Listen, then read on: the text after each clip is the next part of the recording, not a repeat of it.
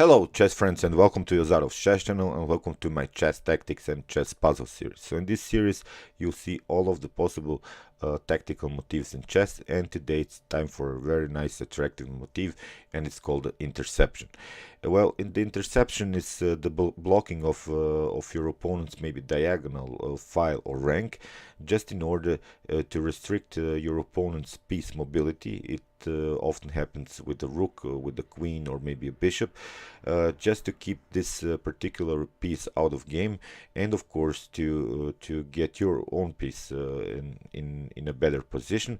And in Croatia we call it prekrivanje, and the English translation would be maybe covering. So we are covering sort of with our own piece a file, a diagonal, or a rank, just in order to restrict your opponent's piece mobility and of course try to win the game. So here I already set you up a very nice position, and now see what's all about. So here is black to move and black to win.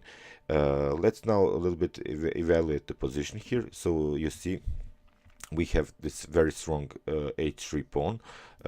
If it of course needs only 2 moves to promotion here on h1. Now, well, what white can do if we start to push the pawn on h2, well, white can play bishop on d2, and of course the rook can capture then the pawn on h1. In order to prevent that, we have to intercept this very important rank here, this first rank, and how to do that, it's with the move rook on d1.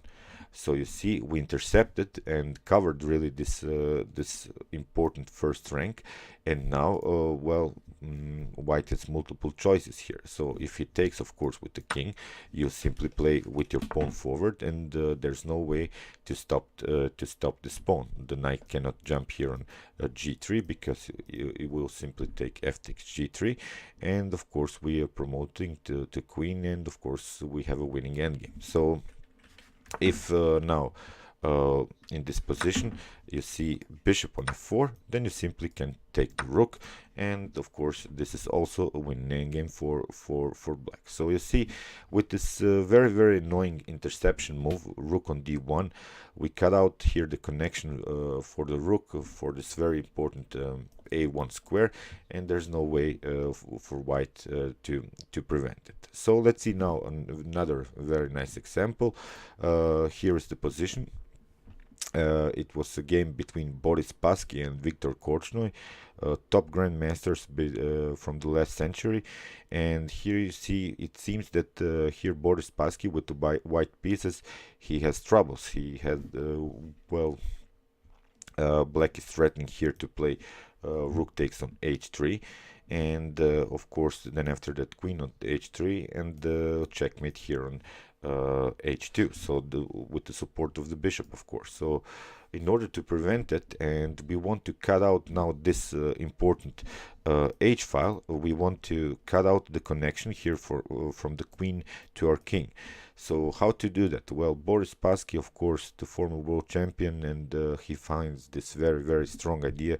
He plays the move queen on h2, and after that move Viktor Korchnoi immediately resigned, because now see, if you take bishop on h2, you see the problem is that if you take, of course, your own piece is bothering you, and that's the importance of this interception tactic, because you want to cut out here the connection between the king and the queen, and now the bishop stands here really in the way, and of course there are no checkmate threats here for black. So now possible continuation is simply promotion, and now maybe black can try his interception with bishop on e5, but now white can simply take on e5 with the check. So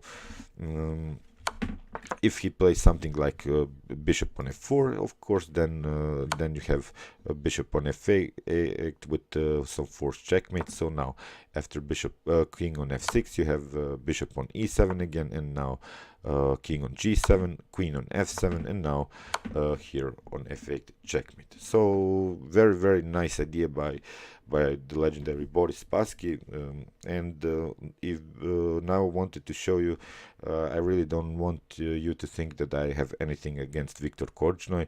Now I wanted to show you another interception example played by him. So now Viktor Korchnoi will be on this winning side.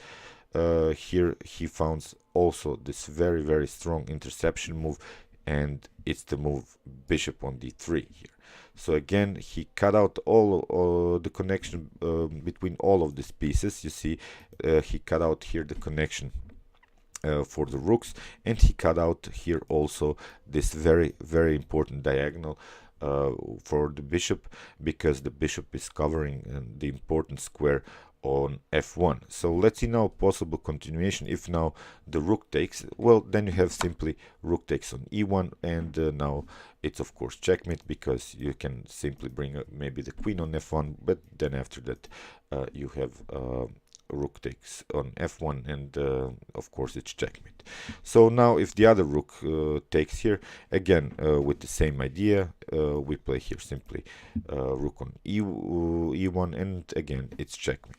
So if you play here the rook on d1 in order to keep some defense here on the first rank, well, then you get simply rook on e1, and now the queen has to go here on f1, because it has also to cover the king. So now we can simply take the queen, and in this possible continuation, of course, this is now winning endgame for black. So if black tries maybe here